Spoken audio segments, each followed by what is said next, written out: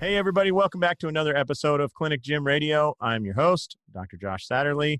It's my pleasure today to be joined by Behnad Honarbakhsh. Behnad, how are you? I'm doing very well. Thank you for having me, Josh.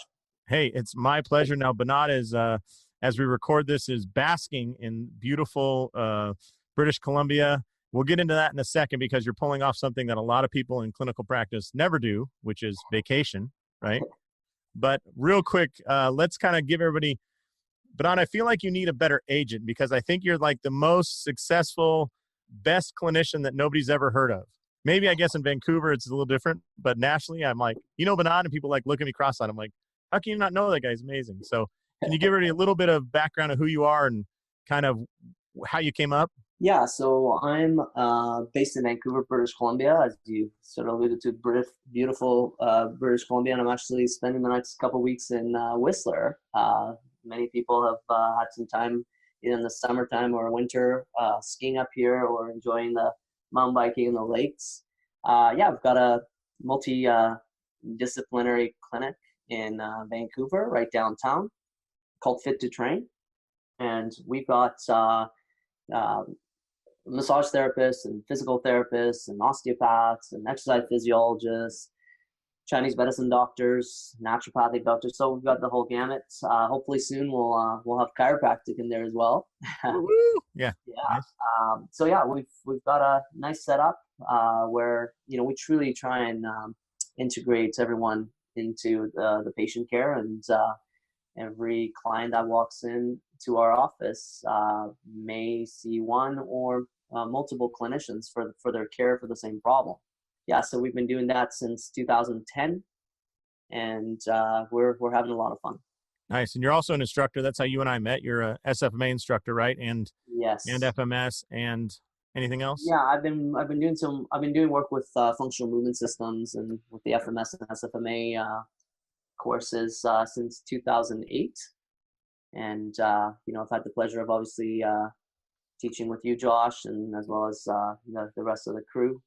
Yeah, and I do some smaller group clinical integration mentorships as well in Vancouver at our clinic, where we take up to 8 clinicians, and we have some real fun for 4 to 5 days, trying to kind of put together all the clinical pearls that everyone has learned, and in relation to functional movement systems and the movement biomarkers they're learned, to the biopsychosocial aspect of clinical care, to how do you work with other people on the team. So, yeah. So that's kind of like for the clinician that is like, hey, listen, I think I'm pretty damn good with this SFMA and I'm pretty damn good with rehab and I understand where the FMS rolls. If you're at that level and you're like, what's next? That clinical integration mentorship is for those people, right? Yes, exactly. Yeah, you gotta know your stuff when you come in. It's not necessarily we give you a lot of new information. We pull information from you, and we really put everything into practice. And we've got 4 days, and we generally match each clinician with another clinician in the group, and you're actually treating and training that same person for 4 days. So there's a lot of test, retest, treat, reassess, and it's not, a lot of times when you deal with the psychosocial factors of them getting angry at you and exactly. having to be around you, right? In a weekend course situation, you're giving a lot of information. There's some lab time, but a lot of times you're practicing techniques or treatment modalities on people that don't actually need that, but you're just doing it just to go through the motions. Sure. But from the start, you get a case study that's live and right there in front of you, and you try and help each other out over the 4 days and make some big changes. Yeah, that's awesome. So it's not for the person that just took SFMA 2 weeks ago, but if you think you've mastered it, I know there's some people listening to this that I know have, they're pretty well topped out. This would be an excellent opportunity for you. How can they get into that, by the way? How can they find out about it? Yeah, we usually, because of sort of work schedules and my travel schedule and family schedule, we usually try and run the course mentorship twice a year. Usually we'll have like something in the spring and something in the fall. But once the dates are set, we kind of take the first 8 that sign up and we roll from there. Now, in terms of like to get into the program, you just gotta send us an email, info@fittotrain.com, and we put you on the list. And when we have dates, we email everybody on that list, and you just gotta hope that you're not off the grid. Awesome. Awesome. Nice. Well, what I really want to dive into here is I've been to your facility up there in Vancouver. It's absolutely beautiful. I believe you've expanded since I've been there. Oh yeah, you haven't seen the new space. Yeah. We had what you saw was about 2,800 square feet. We're up to 4,000 square Okay. feet. And how many, not just clinicians, but how many people working with clients do you have on the team? Yeah, our team is up to 14 people now. Okay.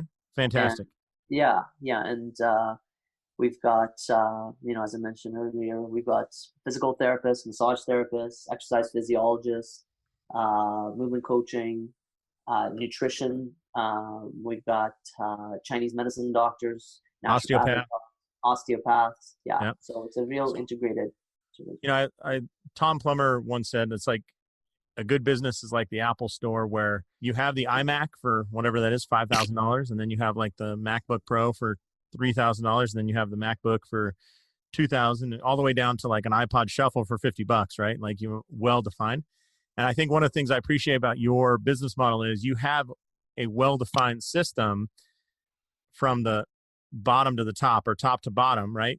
So if they come in to see the osteopath, you being that osteopath, you have multiple selections to go. Does this person primarily need, after me, strength training, Chinese medicine, massage, or some combination of those things, right? Yeah, and the fun part is a lot of times what ends up happening is different clinicians will be working on the same clients in the same sort of week, Right. And in fact, we've had situations where we've had two clinicians in the room with a client, Wow. just so that they bounce ideas off each other, that you got 4 set of eyes and 2 set of brains, and clients really appreciate that. And especially, it especially helps with the transition. Now, it's not always practical to do this in terms of clinician times, but if we know that it's needed, we definitely make sure we tee it up so it's a smooth handoff, if you will. And sometimes I might see someone and hand them off to another team member, and then circle back in about 3 weeks once they've had some work with that clinician. I think that there's definitely some intimidation on the side of the patient as well. Like, when they get that handoff, if there's too big of a gap between who they saw and who they got referred to, oftentimes it feels to them like they got thrown out in the ocean, with a life preserver. It's like, well, I know this is what I'm supposed to be able to do, but I don't know how this, I feel like there's missing steps. Impresses me about your model is the steps are very gradual, right? Oh yeah, no, for sure. And I was going to say too, I think the biggest part of why it works is, many years ago when I started this, I decided that in order to provide better care, in my opinion, we needed time. And when we have that time with the clients, a big part of what we do is we educate them. We educate them about, our plan, give them an opportunity to, contribute to the plan. We really get to know them, their lifestyle, what they're going to do, what they're willing to do, what they are hoping to do. And, a lot of people are worried about, spending an hour with the clients because, that might not be good for business. In fact, it's been the best thing for our business. We've never felt that, we're just not pumping enough people through the doors. And once the client leaves after that hour, they have more information, they're educated, they understand what the problem is, what they need to do, how they're going to need to contribute to this plan. And we make it very clear that, almost 90% of what gets people back on track happens outside the clinic doors. So, if they spend an hour with me, the other 23 hours in that day are even more important. By having that time, it allows us to, first of all, integrate different clinicians in the room, and also spend the time to educate the clients so that they are leaving with some confidence. And, clients want to do their exercises, but if they don't understand why they need to spend the time doing them, it's not going to work. So I think that's been one of the biggest assets that we've had, is just the luxury of time. And, I was afraid to do it at first, but I kind of just jumped in feet first, and we were lucky enough that the model worked. And I'm actually seeing more and more businesses, clinicians, and clinics follow the same model. You're no longer seeing clinicians that see, 4 to 6 patients an hour. They're going at least 45 minutes for initial eval to half an hour follow-up. And by the way, like, we don't need to keep the client in the room for an hour. If we don't need it, then we just use partial, part of that time. But I think, going back to your question, I don't want to go off to too much tangent here, but the way we make sure that things are progressed gradually is the client understands what's happening, and you know this better than anybody. A chiropractor and a physical therapist, they're working on the same people, the same bodies. A lot of our modalities cross paths. Mm-hmm. And if you got a injured knee, both those clinicians should be able to deal with it. Mm-hmm. I don't think it comes down to the degree that you have. It comes down to the skill sets and the toolbox. And so because there is that crossover, we just all got to make sure we're on the same page, and the communication with the client is standardized, the communication between clinicians is standardized. Thankfully nowadays with EMRs and online charting systems, you can just communicate easily. And you and I were talking earlier, anything important in the subjective history is from birthdays to recent vacations to things people enjoy to things people are afraid of, all those little things to make it.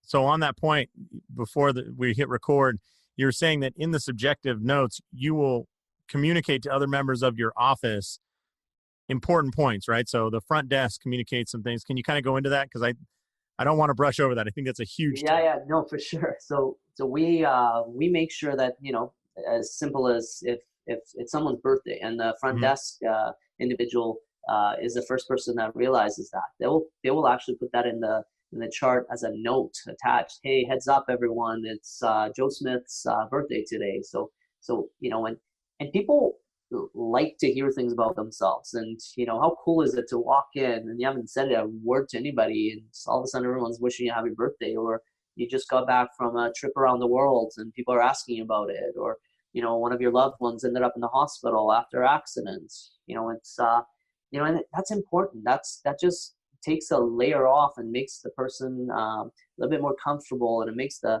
session a little bit more personalized. And hey, before we start, I heard your sister broke her leg. How is she doing?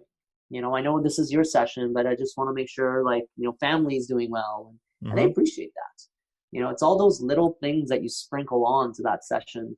As clinicians, we're not surgeons, so we don't fix things. We facilitate that path to healing. And the more someone can trust you, it's crazy to think if you actually think about it, we literally sometimes meet people for the first time, and the next thing we're, assessing their body. We're putting our hands on them. If you went up to someone in the street and said, hey, can I mobilize your hip? Why don't you just lay down on the sidewalk here? They would, the police will be there in no time, and you'll be in handcuffs. So, well, maybe in Vancouver. Here in Vegas, they won't bat an eye. No, but what I'm trying to say is we've got to. Well, it's a micro version of that is in the FMS. There is a neurodevelopmental sequence to the test we do. Check mobility first, then stability, then combine patterns. But that's not the way we teach people to do it. We rather teach, hey, start with the squat, because they're standing up in front of you, they're doing a move, and it's not very threatening. If you want to start with, hey, do the trunk stability push-up or something, you're just that little difference. The interactions be totally different if that's your first session with this person. Oh yeah, 100%. Yeah. It's just the psychology of human interaction. Human behavior. Understanding human behavior is the key to being a good clinician, in my opinion. I've got lots of tools. Josh, I'm a course junkie plus. But some of the most powerful tools in my toolbox is, and I'm an eighth of the way there, 10th of the way there, but just understanding how to behave around different people and what to do to put them at ease and get them on your side and get them excited and motivated. And we all know what happens from a chemical standpoint in the body when someone is motivated and excited to get better. So all that stuff's important. And Since I I think, know you're a little bit of a researcher, you should do a thing with have like patients come in, fill out like, an oswestry or NDI or something, and then have your staff interact with them for 5 minutes about like their birthday. And, hey, I heard you got a new dog. Oh, that's blah, blah, blah. And then tell them that you lost the NDI, or oswestry, and ask them to fill it out again and just compare. yeah, that would be interesting, actually. Yeah. It'd just be fantastic to see what the results are. But then the insurance companies will get a hold of it and tell you how to talk to your patients, which will be horrible, Hey, it's Dr. Josh. I want to let you know some exciting news I just found out. I was talking to the guys over at Racket Fit and On Base U, and it turns out that both those courses are now approved for 13 hours of continuing chiropractic education. So each course is approved for its own 13 hours. So if you're looking at what the next CEU course you want to do and you need the hours for your state, check out racketfit.com, racketfit.com, or onbaseu.com. Onbase, the letter U.com, short for university, all right? If you're working in the population of tennis, or you want to kind of get into that country club crowd, doing the Racket Fit certification, I think, is absolutely fantastic. And if you are working in baseball, which I think is like the next frontier for a lot of the care that we provide, I think it's a fantastic group of people that are just kind of coming into the idea of assessments and performance measures and technology stats, then you definitely want to check out On Base U. I think these are both great courses. I've taken them. I teach them. I believe in them. So check them out, racketfit.com and onbaseu.com, and email me if you have any questions. Thanks. So speaking of time and experience, you are one person that I think a lot of clinicians can look to as somebody that has leveraged his time in a great way as far as the education you've done up to this point. Because I think you learned the FMS when you were still like a teenager, right? Yeah, out of high school. Yeah. It was by chance. So, but you started in high school, and you've kind of it influenced the way you kind of built your career. But here you are, you have 14 people back at home base, and you have kind of leveraged systems and processes, and especially personnel you're spending what, like 15 days up there in Whistler? Yeah, it's spring break for the kids, so I thought I'd use this opportunity to come and enjoy. Your kids are way too young to understand spring break, dude. Your son's 3. It's for you. Like, let's be honest here. It's totally for dad. Some quality time. Yeah. But you also teach a lot, so you're away, right? You travel a lot. You work with, and you take courses all the time. So and you don't have any more days in a year. So how are you able to take 2 weeks off and spend it up here in the mountains? I've got the best team back at home, and like the best team in my view is a team that's just like your family. And we have different backgrounds at our clinic, different skill sets, from massage to physical therapy to osteopathy, all these different. But one thing that we don't have at our clinic is hierarchy. We do not have hierarchy. The osteopath's not more important than the physical therapist. That is more important than the Chinese medicine doctor. That is more important than the front desk individual. So there's no hierarchy. And I think when we went fishing for teammates, we made sure that we fish for people with similar attitudes, similar energy levels, similar outlook on life, people that you want to go and have a beer with. We celebrate each other's success, and we're there for each other when, life isn't so great. So I didn't go and see what skill set someone had, because, I'm a big believer that you can teach all that.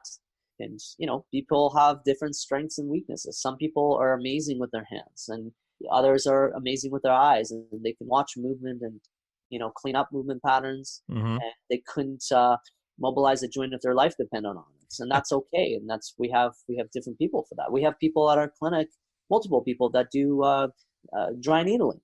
And some of them are better than others. And we all know that if someone needs that modality as their first and foremost, or a large volume of it, well, they're going to go to the person that spends their day doing the needling. And vice versa. We have people that are interested in dealing with concussion management. And so we all cross over. So there's 1 to 2 to 3 people that can do the same job.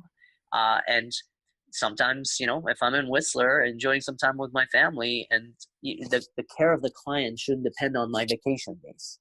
So we have other people on the team that will step in. And the nice thing is, because we have same energy levels, because we have similar attitudes, it's a very smooth transition for our clients. It's just, they're excited to see, Behnad or Monjef or Jessica or Tony, and they get excited about some of our clinicians going away on holidays. And, oh, that's so great. It's nice to see that, they're taking care of family and they're enjoying themselves, because clients also know, we're going to come back recharged and reset. I was going to say they get clinicians with full batteries, right? 100%. Yeah. And so they also know that because of the system that we've set up, they're going to be taken care of. And I always joked with clients too, and it's totally a joke, but I said, look, if you're dying, you need to go to the hospital. You don't need to come to the clinic anyways, and that's the worst case scenario. There's an emergency, you should go to emergency, not our clinic.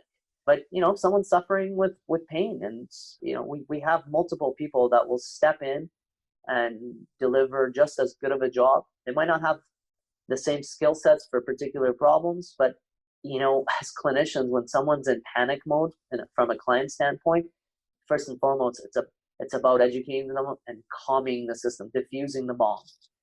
Telling them that they don't have a ticking time bomb inside them, and putting them at ease, and just being a clinician to me is someone who cares and someone who is making it a safe environment.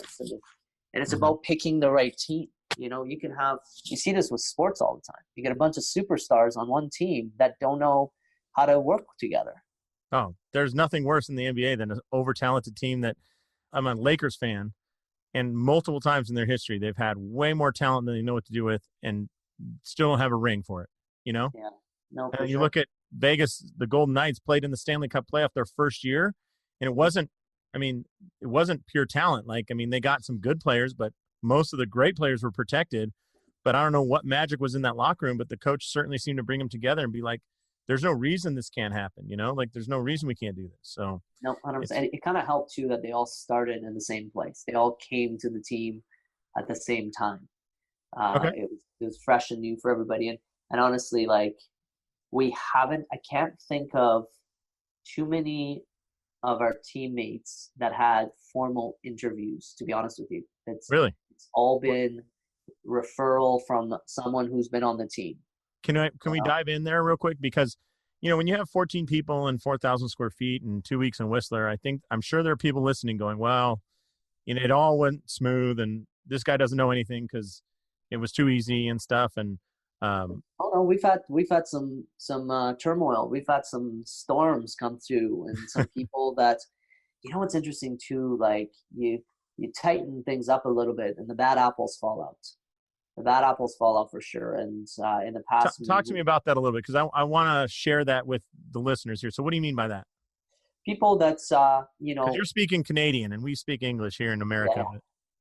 Yeah. So people on your team that come to you and join the team with one mask on, one front, and as you start to work with them, as you start to spend some time with them, as you interact with their clients, and as we've been talking, it's a system, and a system has feedback, and you can't hide in the system that we've created. From the operations person who's constantly talking to our clients about how can we make your experience better? How is treatment going? How are you doing? And for some reason, clients think that, if I'm talking to the operations guy or the front desk staff, that, I'm not talking to the clinician that's, working with me.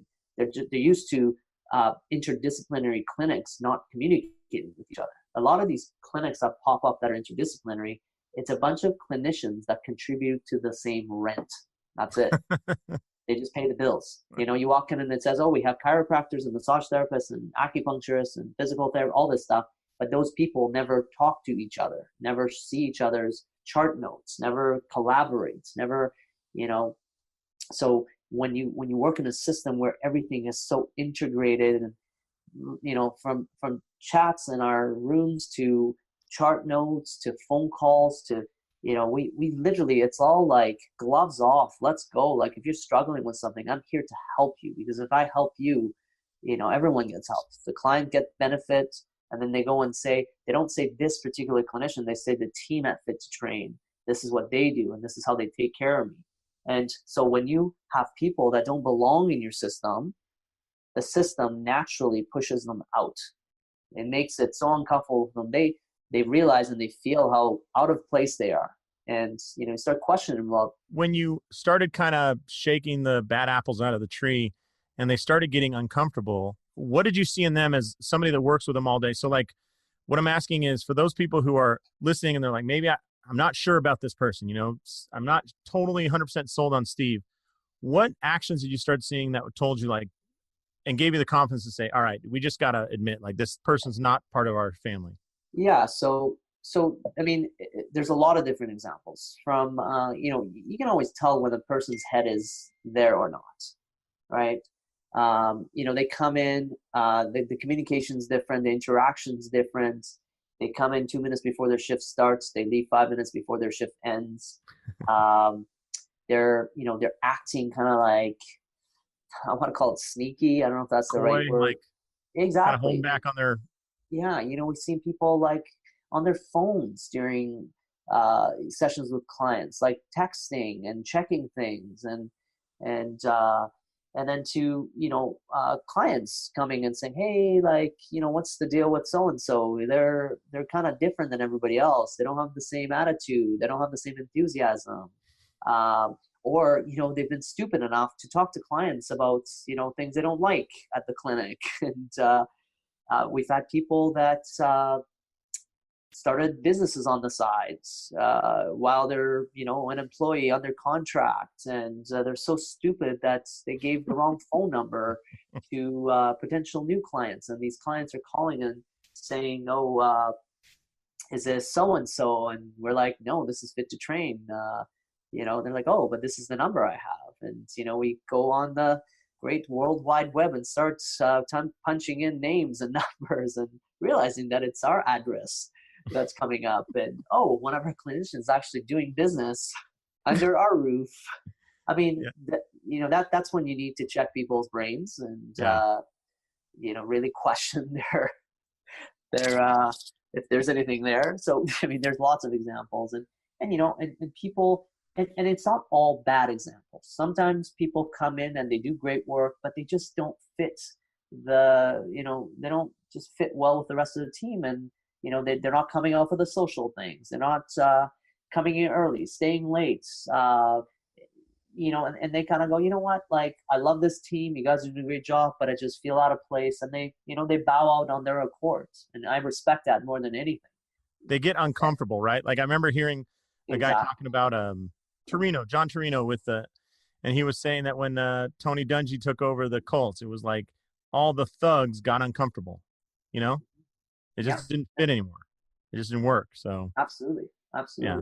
And that's okay. You learn and as you said, failure is the best way you learn things. And if it's not always smooth sailing, but I think we don't talk about the negative times because there's so many positives.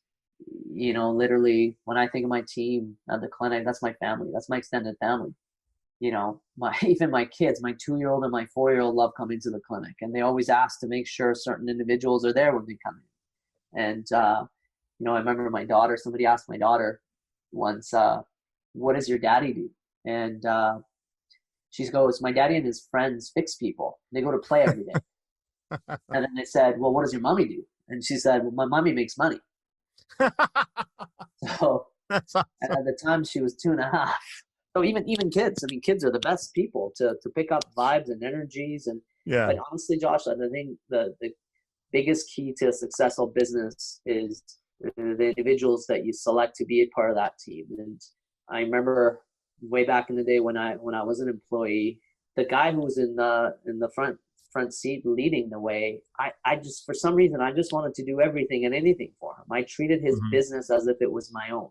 And I remember distinctly when he had to step aside and hire a new CEO, which was a great guy, great manager, but not a leader. Just that fire under me was gone. And that's when I decided to, kind of go and do my own thing. But if he hadn't stepped aside, I would have never started my own business because I had a leader that was worth following. I had no idea you ever worked for somebody. Yeah, for for just over a year. Wow. As a Yeah. PT, or what were you doing there? Yep. As a PT. Man, Yeah. Straight out of school. And I mean, I hadn't even graduated from school, and he gave me a job.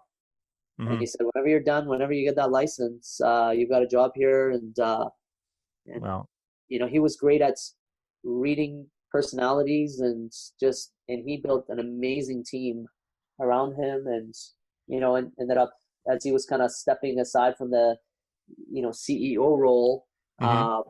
I kind of smelled things are going in a different direction. And they did, in fact. He was getting ready to sell the company. I kind of sensed that 3 to 4 years before it happened. But it's important. When you get a bunch of people on the same team that feel comfortable, feel at home, feel like they got their voices, if voices need to be heard, they're there. And honestly, like, whenever we go out with a bunch of the guys from the team, and then they make a joke and say, oh, he's our boss, I kind of laugh and go, no, I'm just responsible for making sure the rent is paid, and the bills are paid up, so that we've got a roof over our head with lights on that we can work at. I've never ever felt like a boss. And you don't want people to come in and feel like, they're being watched, and they're working under someone's finger. And yeah. you want them to express themselves, right? Now, let me ask you this. So I asked you how it went bad. When have you really seen, like, what was your sign when it went good? So if people are like, hey, I want, like, the people that you hired that are like, this is better than I ever could have imagined it. I've got a perfect story for that. All right. Awesome. I was working out one morning, and I play a lot of tennis. So I was just at the tennis club. That's where my gym is as well. And I was wearing a pair of shorts, workout shorts, with our company logo on it. Okay. Mm-hmm.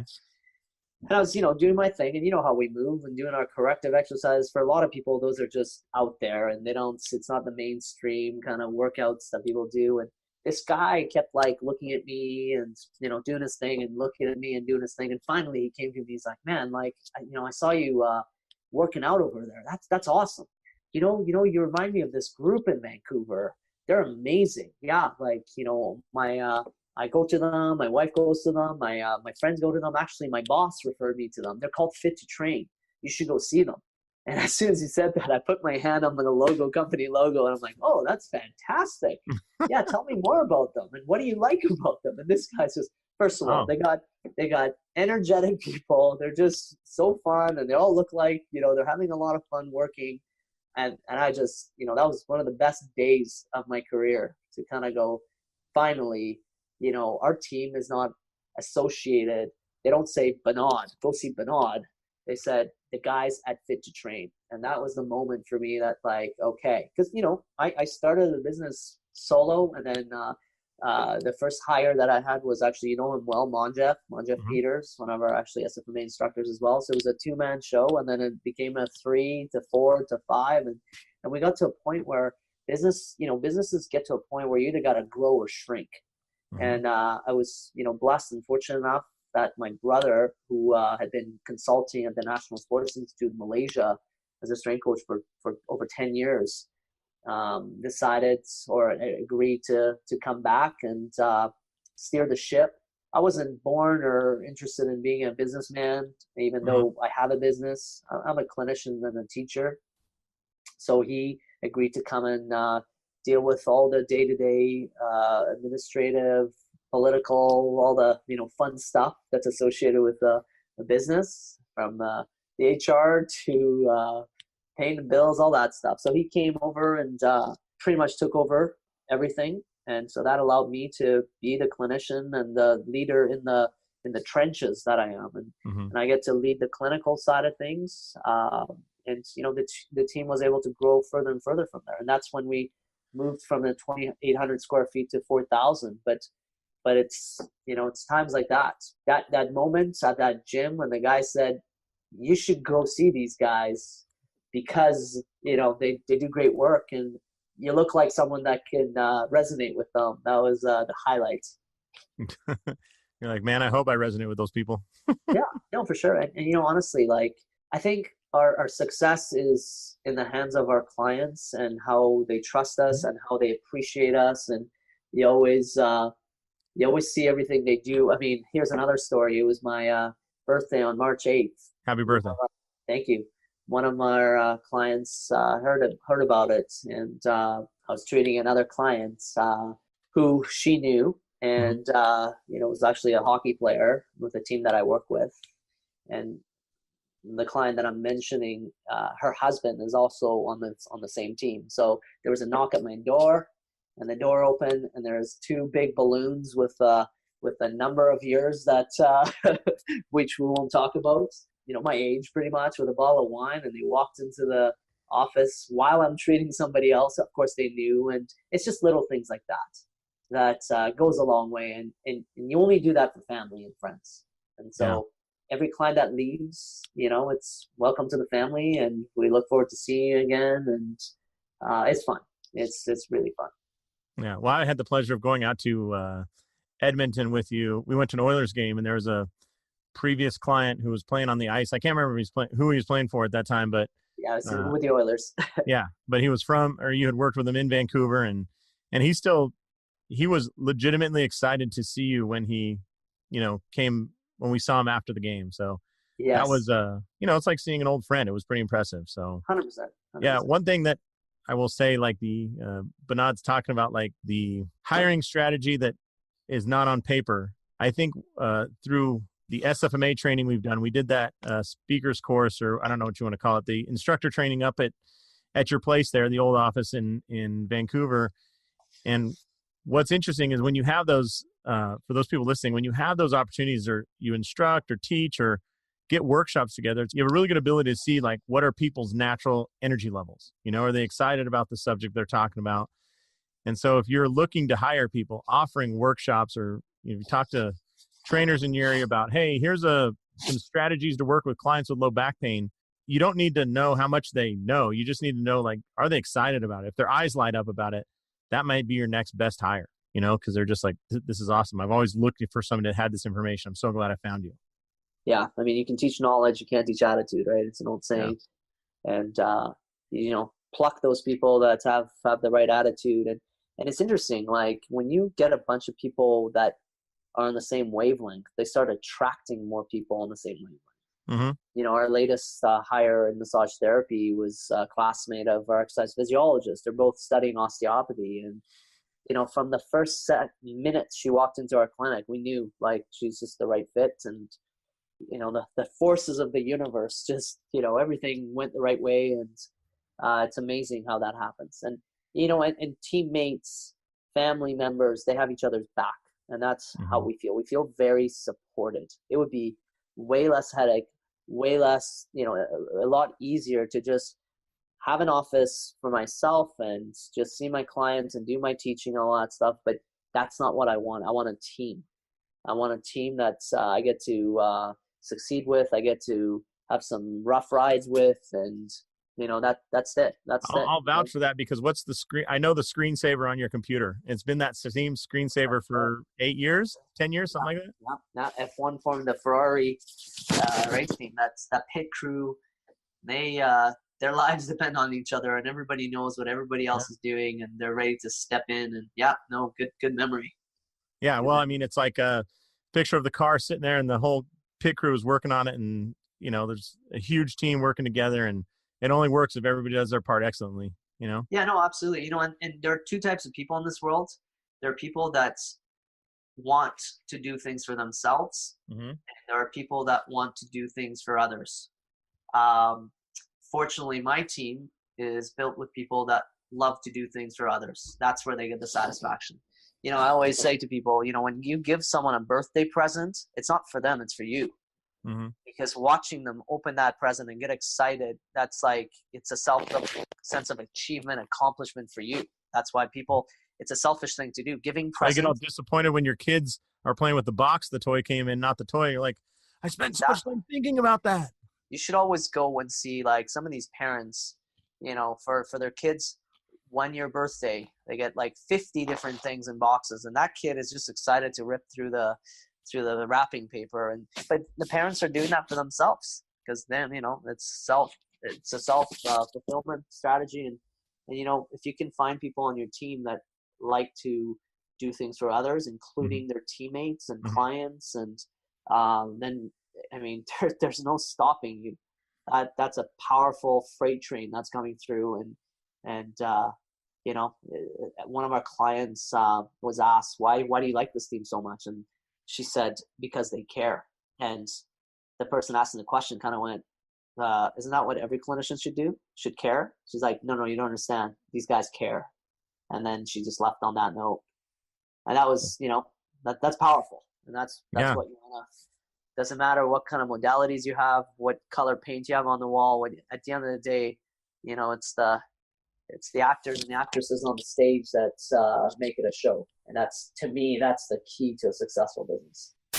Hey, it's Dr. Josh, and real quick, we'll get right back to that interview, but I definitely want to tell you all about our Super Conference. It's coming up on April 13th and 14th in Austin, Texas. Now, what is it and what makes it so awesome? Well, it's super. That's why it's called the Super Conference, and it's super because we've combined two of the greatest models in all of the clinic gym hybrid space, and that is the Accelerator program. We are putting it live into an event, and you're going over everything we cover in an Accelerator live. Now, we can't go as in-depth as the online training, but we're going to give you an overview on Saturday about how to run the business side of the operation. And then on Sunday, we have partnered with the CFSC, the Certified Functional Strength Coach Program, and they are teaching a course all about the exercise to do and the progressions and regressions to do with your clients. So you combine those two models, the best exercise program with the best business model, and you have an absolute super conference. So I hope you can join us April 13th and 14th in Austin, Texas. Go to our website, clinicgymhybrid.com, and look for the button that says Super Conference. Once again, clinicgymhybrid.com, and there's the button right at the top that says, tell me about the Super Conference. Click there. You got all the info. Thanks a lot. We'll get right back to that interview.